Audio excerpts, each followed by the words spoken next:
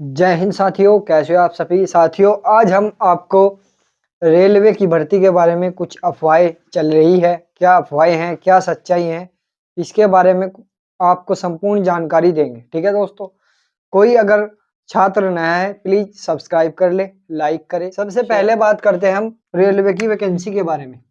Railway की vacancy आप सभी को पता है 2019 के बाद कोई भी वैकेंसी नहीं आई है।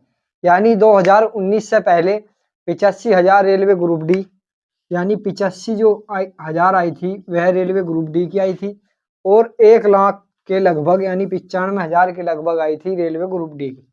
उसकी वैकेंसी के बाद कोई भी नई वैकेंसी नहीं आई है।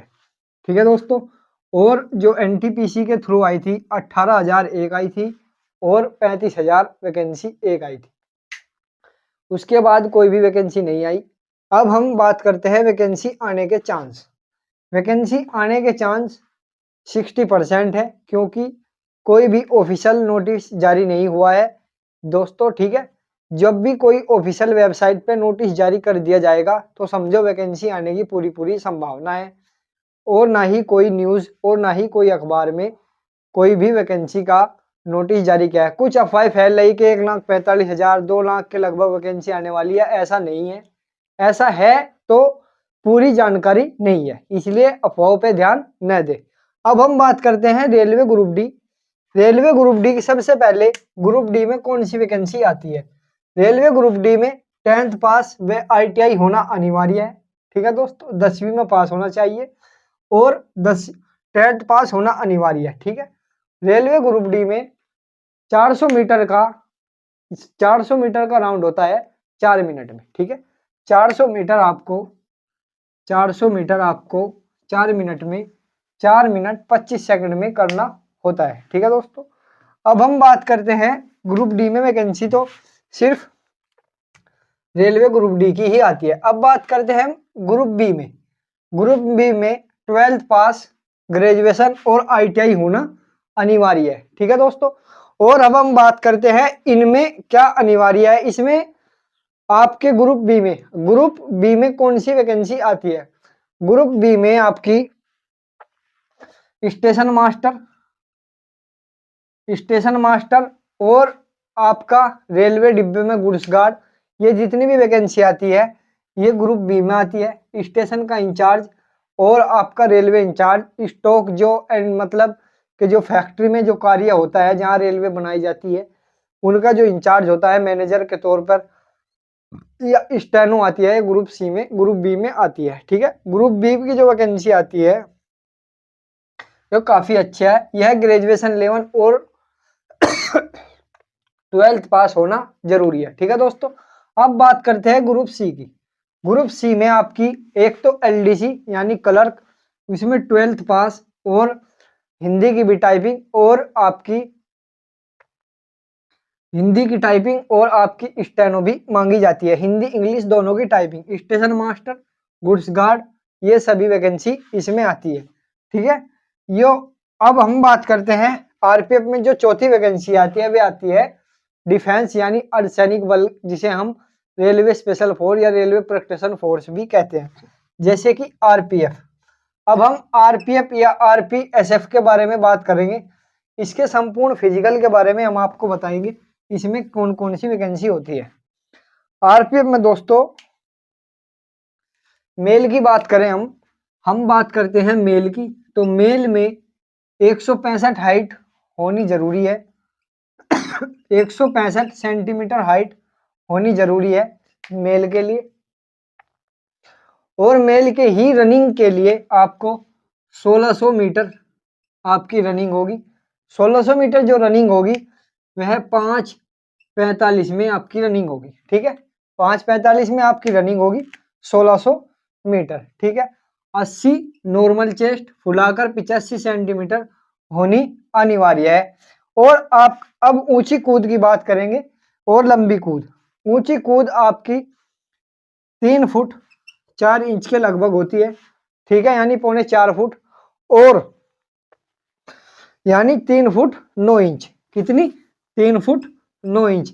अब हम बात करते हैं इसकी लंबी कूद की।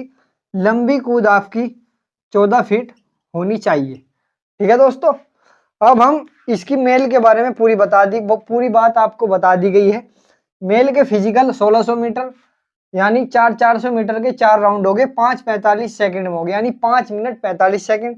165 सेंटीमीटर मिनिमम हाइट होनी चाहिए, 80 से 85 सेंटीमीटर आपका फुला होना चाहिए, और 3 फुट 9 इंच यानी 4.25 फुट आपकी ऊंची कूद होगी, और 14 फुट आपकी लंबी कूद होगी। ठीक है, अब हम बात करते हैं मेल की। मेल कैंडिडेट के लिए अब मेल की बता दी गई है, अब करते हैं बात फीमेल की। फीमेल के लिए भी 800 मीटर होती है। फीमेल की जो रनिंग होती है वह 800 मीटर होती है। 800 मीटर की रनिंग में 800 मीटर की रनिंग में आपकी जो है 3 मिनट 40 सेकंड, यानी आपको 3 मिनट 40 सेकंड में पूरी करनी होगी। ठीक है, अब ऊंची कूद आपको 9 फीट कूदनी होगी, लंबी कूद 9 फीट और ऊंची कूद 3 फीट आपकी होगी। ठीक है, फीमेल के लिए। अब हमने इसकी पूरी जानकारी दे दी, एक बार और बताते हैं कि फीमेल के लिए 800 मीटर की तो रनिंग होती है। 800 मीटर आपको 3 मिनट 40 सेकंड में पूरी करनी होगी, और 9 फीट आपकी लंबी कूद होगी, और ऊंची कूद जो होगी 3 फीट होगी, यानी आपकी ऊंची कूद। ठीक है, अब इसके जो बच्चा आरपीएफ हो या आरपीएसएफ, एसआई हो या कांस्टेबल, सभी के लिए सेम है। एसआई के लिए ग्रेजुएशन होनी जरूरी है, कांस्टेबल के लिए 10th पास, ओनली 10th पास होना जरूरी है। ठीक है, अब इस वैकेंसी के बारे में हमने आपको पूरी जानकारी दे दी। जो छात्र प्लीज नया हो वह हमारे चैनल को सब्सक्राइब कर ले और लाइक करे, शेयर करे। कोई भी जो वैकेंसी आएगी हमारे चैनल पर सबसे पहले आपको नोटिफिकेशन दिया जाएगा, इसलिए कोई भी ऑफिशियल वेबसाइट पर नहीं दिया गया है। इसलिए जब भी रेलवे की ऑफिशियल वेबसाइट पर या अखबार में न्यूज के आधार पर आपको दे दी जाएगी, कोई भी कटिंग हमारे पास नहीं है। इसलिए कोई भी बच्चा अफवाह पे ध्यान न दे।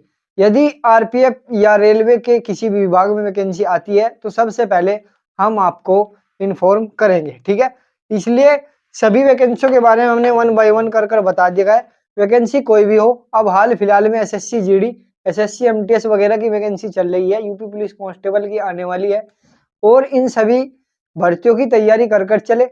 वैसे पूरे चांस है, लेकिन हम कह नहीं सकते कि गवर्नमेंट की रणनीति क्या रहती है। अब एक आधार से अगर लगाया जाए कि यह सेंट्रल गवर्नमेंट की नौकरी आती है, रेलवे ग्रुप जो है सेंट्रल गवर्नमेंट में आता है, रेलवे विभाग, इसलिए चुनाव के आधार से अगर देखा जाए तो यह रेलवे का जो विभाग है यह चुनाव के नतीजे के आधार पर ही वैकेंसी कराई जाती है। इसलिए सेंट्रल गवर्नमेंट के जब भी चुनाव होंगे उसके आसपास के क्षेत्र में ही वैकेंसी आएगी।